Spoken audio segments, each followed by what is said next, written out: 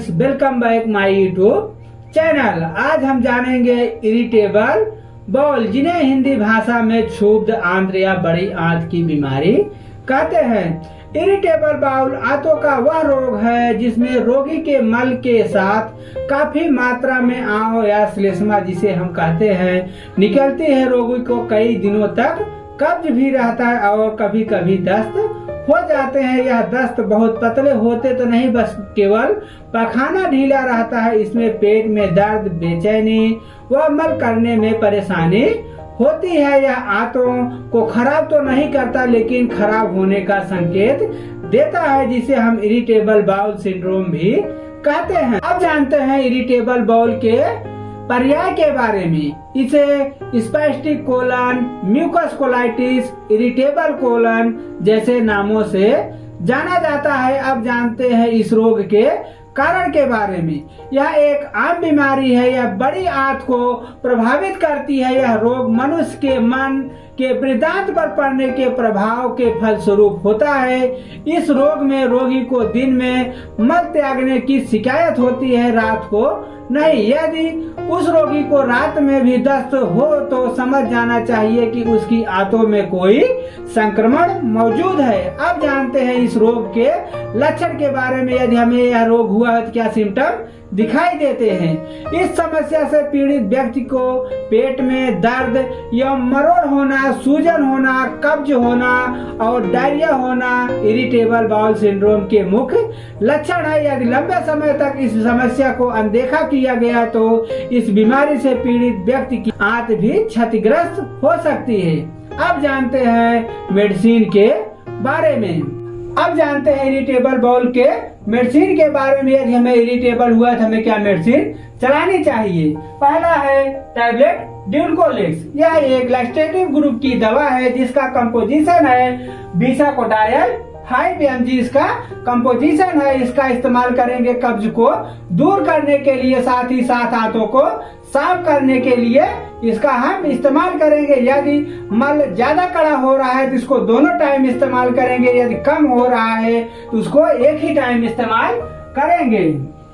फिर है हमारा टैबलेट लोमाइड। यह एक एंटी डायरियल दवा है जिसका कंपोजिशन है लोपेरामाइड 2 mg।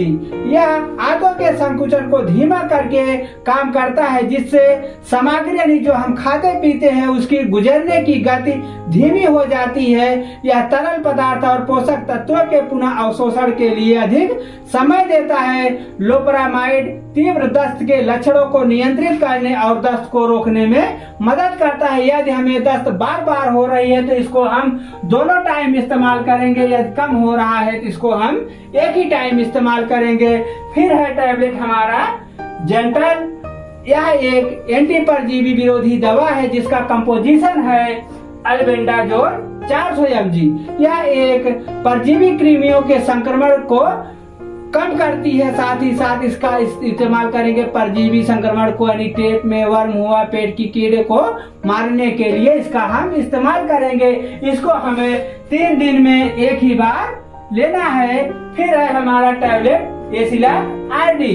यह एक गैस्ट्रोरेस्टिडेंट दवा है जिसका कंपोजिशन है डोमपेरिडान और ओम्पेराजोल 20 mg इसका कंपोजिशन है। डोमपेरिडान एक प्रोकाइनेटिक दवा है जो पेट और आंत की गति को बढ़ाने के लिए ऊपरी पाचन तंत्र पर काम करता है, जिससे भोजन पेट के माध्यम से अधिक आसानी से चला जाता है। ओमेप्राजोल जो होता है एक प्रोटॉन पंप इनहिबिटर, जिन्हें हम पीपीआई भी कहते हैं, जो पेट में एसिड की मात्रा को कम करके काम करता है, जिससे एसिड, जलन और अपच में राहत मिलती है। इसका हम इस्तेमाल करेंगे दोनों टाइम। फिर है हमारा टैबलेट ली52। यह एक दवा हर्बल औषधि है जिसमें विभिन्न प्रकार के घटक पाए जाते हैं। यह लीवर की कोशिकाओं में नियमित कामकाज में मदद करती है, बेहतर तरीके से कार्य करती है। साथ ही साथ लीवर को संक्रमण से बचाती है। इस दवा का हम इस्तेमाल करेंगे तीनों टाइम। फिर है हमारा कैप्सूल बिकासूल।